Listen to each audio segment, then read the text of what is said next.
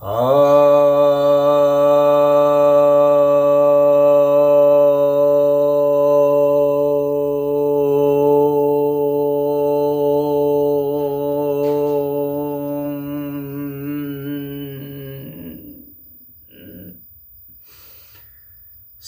भक्तजनों को सप्रेम नमन। तो आज आपकी जिज्ञासा का समाधान लेकर आया हूं। एक जिज्ञासा यह आई है कि छिपकली की पूंछ उसके शरीर से अलग होकर भी बहुत देर तक सक्रिय रहती है, तो आत्मा छिपकली में थी, फिर बिना आत्मा के ही पूंछ कैसे सक्रिय?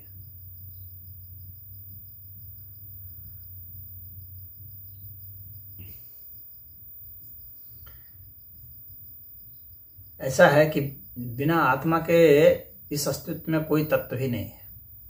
आप ऐसा समझ लीजिए। छिपकली की पूंछ हो, चाहे उसके पैर हो, चाहे उसका नाखून हो, या आपका ही कोई अंग हो, या जिसको आप निर्जीव समझते हैं वह भी कोई पदार्थ हो, आत्म तत्व के बिना कोई तत्व ही नहीं है। सारे तत्व आत्म तत्व की ही अभिव्यक्तियां हैं। ऐसा नहीं है, कुछ लोग ऐसा सोचते हैं कि आत्मा का मतलब होता है सजीव में ही हो, जड़ पदार्थ में आत्मा नहीं होती है। बहुत लोग इस तरह की बातें करते हैं। ये बात उचित नहीं है। जड़ता इसलिए नहीं है कि उसमें आत्मा नहीं है, जड़ता इसलिए है कि उसमें आत्मा की अभिव्यक्ति इस तरह से है कि आपको लगता है कि इसमें चेतनता नहीं है। आपकी जो चेतना है उसका लेवल इतना हाई नहीं है कि आपको जो जड़ पदार्थ हैं उसमें चेतनता महसूस हो सके। चेतना का प्रवाह तो उन सभी में है। बिना चेतना के कोई तत्व है ही नहीं।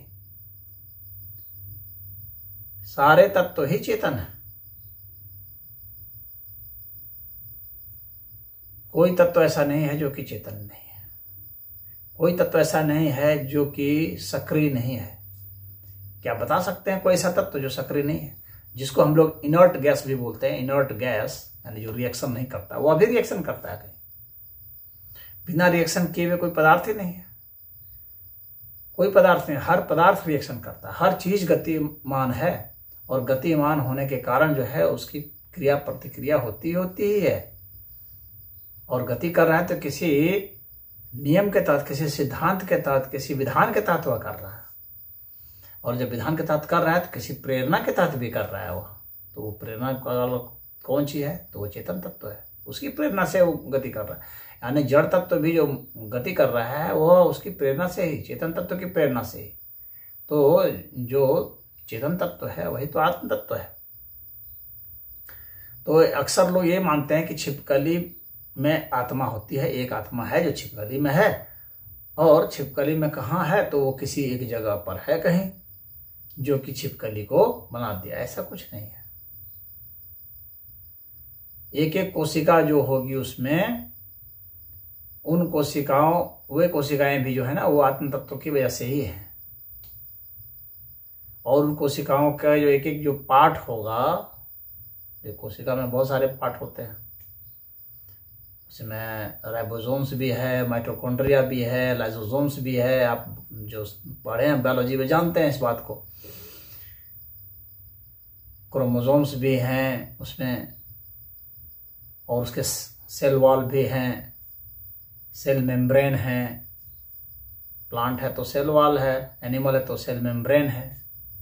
तो ये जितने भी चीजें ये सब बनी हुई हैं, और वे सब किन चीजों से बने हुए हैं? तो उसमें फॉस्फोलिपिड्स हैं और बहुत सारे तत्व हैं जो जिनको निर्जीव आप कहते हैं, वे हैं उसमें। लेकिन वे निर्जीव तत्व भाई किस चीज से बने? उसमें पाइप फ्लूइड है, और फॉस्फोरस है, ऑक्सीजन है, सल्फर है। यही सब चीज़ों से अगर आप डीएनए और आरएनए का भी अगर आप देखेंगे, या प्रोटीन का भी स्ट्रक्चर देखेंगे, तो प्रोटीन में तो यही सब चीज़ें हैं। कार्बन है, हाइड्रोजन है, ऑक्सीजन है, फॉस्फोरस है, यही सब चीज़ें हैं। और वैसे भी अगर उसमें देखेंगे तो सोडियम का, अगर जो उसका लिक्विड है उसमें सोडियम का है, और पोटेशियम है, कैल्शियम है। तो ये सब तो है। तो अब इसको कोई कह सकता है अरे उसमें भी तो क्या है, जो जीवित प्राणी है उसमें भी तो ये सब पदार्थ ही हैं, ये सब केमिकल ही तो हैं। परंतु केमिकल किसकी अभिव्यक्ति है। तो अंततः आप जाएंगे, सूक्ष्म से सूक्ष्म में उतरते जाएंगे तो अंततः पता चलेगा कि इन सबका जो वास्तविक आधार है ना, वो अविभाज्य तत्व है। वो वास्तव में वह चेतन तत्व है। चाहे इलेक्ट्रॉन की भी बात करें, एटम्स की बात करें, इलेक्ट्रॉन की बात करें, प्रोटॉन न्यूट्रॉन की बात करें, चाहे आप फोटोन की बात करें, तो जिस चीज़ की भी आप चर्चा करेंगे, जो कि आपकी ऊर्जा का जो यूनिट है, तो उसकी बात करेंगे तो उसका आधार क्या है। तो सबका आधार पाएंगे कि आत्म तत्व ही है, वह अविभाज्य तत्व है। उस अविभाज्य तत्व को ही हमारे ऋषि महर्षियों ने आत्मा कहा है। आप उसका कोई और नाम भी रख सकते हैं अगर आपको, लेकिन बात तो वही होगा, नाम की बात यहाँ नहीं है। आप किसी और नाम से भी उसे बुलाए, लेकिन संदेश तो एक ही रहेगा। तो हर तत्व, उसके छिपकली के जितने भी अंग हैं, हाँ, वो सभी अंग जो है आत्म तत्व की ही अभिव्यक्ति है। तो ऐसा नहीं है कि एक आत्मा थी छिपकली में और पूंछ अलग हो गया तो पूंछ में अब आत्मा नहीं रही। ऐसा सोचते हैं। अरे भाई, आत्मा को तो बताया गया आत्मा के विषय में कि आत्मा अविभाज्य है, तो पूंछ के कट जाने से आत्मा थोड़ी कट गई। आत्मा तो कट नहीं गई, क्योंकि आप आत्मा को काट ही नहीं सकते। वो विभाजन की बात ही उसमें संभव नहीं है। क्यों? क्योंकि वह जो सबसे सूक्ष्म काल्पनिक बिंदु है उससे भी वह सूक्ष्म है। तो काटेंगे कैसे आप? काटने के लिए कोई ना कोई बिंदु चाहिए ना, कोई ना कोई रेखा से ही तो कोई चीज कटती है, चाहे कितनी भी पतली धार हो। कोई भी चीज कहीं से टूटती है तो कोई ना कहीं बिंदु होता है, तभी वो टूटती है। एक पॉइंट होना चाहिए ना। आप अगर ज्योमेट्री पढ़ेंगे, मैथमेटिक्स पढ़े हैं, तो आपको पता होना चाहिए। तो आत्मा के विषय में क्या कहा गया? अविभाज्य तत्व है। तो वह दिव्य आत्मा है, अविभाज्य तत्व है। तो जो अविभाज्य तत्व है उसको आप छिपकली की पूंछ अलग कर दिया तो वो विभाजित थोड़ी हो गया। वह तो विद्यमान ही विद्यमान है, हर तत्व में विद्यमान है। आप जिस चीज से काट रहे हैं ना, उसमें भी वह भी आत्म तत्व है। उसकी भी जो सूक्ष्मता है वो आत्म तत्व तक जाती है। तो आत्मा की ही ये अभिव्यक्तियां स्थूल अभिव्यक्तियां हैं, जिसको कि हम लोग पदार्थ कहते हैं या हम लोग जीव कह रहे हैं।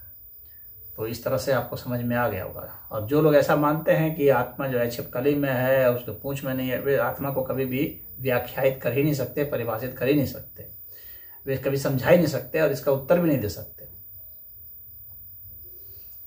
तो आत्मा किस तरह से लोग मान रहे हैं उसके आधार पर है। मैंने तो सनातन धर्म के हिसाब से आपको आत्मा का यहाँ पर जो प्रश्न है उसका उत्तर दिया।